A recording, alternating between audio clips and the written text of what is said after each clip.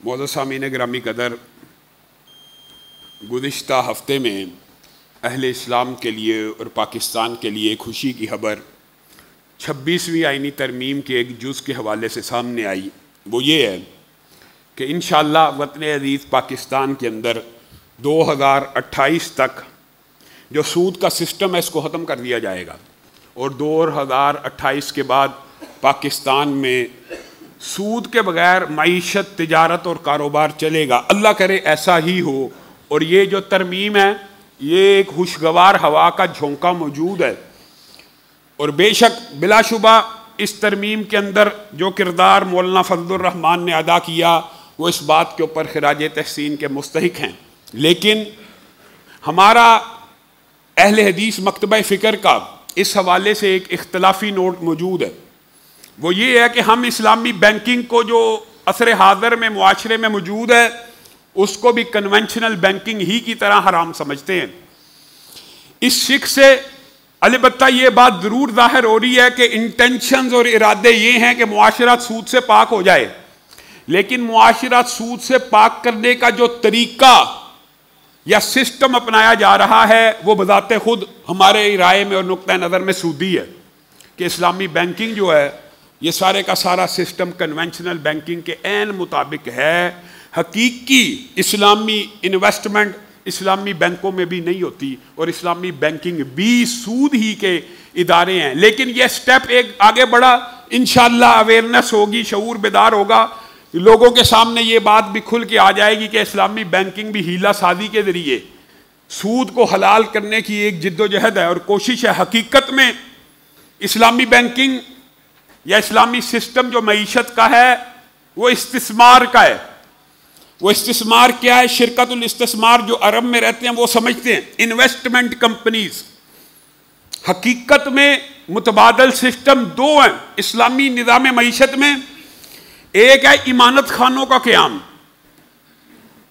جو امانت خانہ ہے وہ حقیقت میں اگر اس کو بینک کا نام دے دیں تو ویسے تو بدنام ہے، اس لیے اس کو نہ دیں، اس کو امانت خانہ ہی رکھ لیں، یا اسلامی بینک سسٹم بھی بنانا ہے تو اس کو اسلامی امانت خانے کا نام دے دیا جائے۔ اور اسلامی امانت خانہ یہ سسٹم ریاست مدینہ میں موجود تھا، رسول اللہ کے دور میں بھی موجود تھا، خلفائے راشدین کے دور میں بھی موجود تھا، اور ہمیشہ سے چلتا آ رہا ہے۔ دو سسٹم ہیں، ایک یہ انویسٹمنٹ کمپنیز ہوں جو نفع اور نقصان کی بنیاد کے اوپر لوگوں کو پرافٹ دیں، اور انویسٹمنٹ حقیقی ہو۔ یہ 1 کروڑ پہ آیا ہے، یہ کہاں لگا؟ یہ جی پراپرٹی کے کام میں لگا ہے۔ یہ 1 کروڑ آیا، یہ کہاں لگا؟ یہ جی چاولوں میں ہے۔ یہ 1 کروڑ آیا، یہ جی کہاں ہے؟ گندم میں۔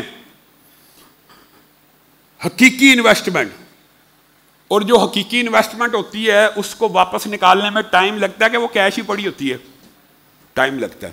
آپ بینک کے جتنے مرضی سسٹم اٹھا کے دیکھ لیں، آپ 1 کروڑ روپیہ اسلامی بینک میں جمع کرائیں، کنونشنل بینک میں جمع کرائیں، آپ چیک لے جائیں، اسی وقت آپ کو واپس کر دیا جائے گا۔ یہ کون سا کاروبار ہے؟ یہ کون سی انویسٹمنٹ ہو رہی ہے؟ کون سی تجارت ہو رہی ہے؟ اس کے اوپر جو اعتراضات ہیں وہ تو ایک طویل علمی بحث ہے۔ دوسرا سسٹم وہ امانت خانوں کا ہے۔ اگر آپ 1 لاکھ روپیہ جمع کراتے ہیں تو امانت خانے کی سیکیورٹی، اس کے لیے جو گارڈ ہیں وہ جو آپ کے پیسوں کی حفاظت کر رہے ہیں، اس کے لیے آپ کو کچھ فیس ادا کرنی پڑے گی۔ 1 لاکھ جمع کرایا ہے، آپ کو 100 روپیہ اس کی حفاظت کا چارجز ادا کرنے پڑیں گے۔ آپ کا جب دل چاہے امانت خانہ اسلامی نظام معیشت کی بنیادی اکائی تھا۔ آپ کو نوٹ بھی وہی واپس کیے جاتے ہیں جو آپ دیتے ہیں۔ یہ ہے امانت خانہ۔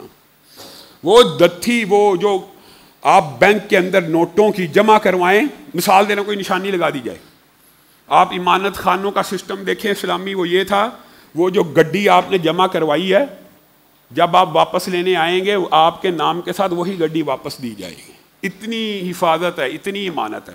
اگر آپ بینک سے 1 لاکھ روپیہ نکال کر 200 300 600 نان فائلر پیسے دے سکتے ہیں، تو امانت خانوں میں پیسہ جمع کروا کے اپنے پیسوں کو محفوظ کرنے کے لیے، اگر صرف محفوظ کرنا ہو تو امانت خانہ سسٹم ہے، اور اگر شراکت داری کرنی ہو تو انویسٹمنٹ کمپنیز، شرکت الاستثمار، مضاربت جو اسلامی نظام ہے کہ ایک ورکنگ پارٹنر ہوگا، ایک سلیپنگ۔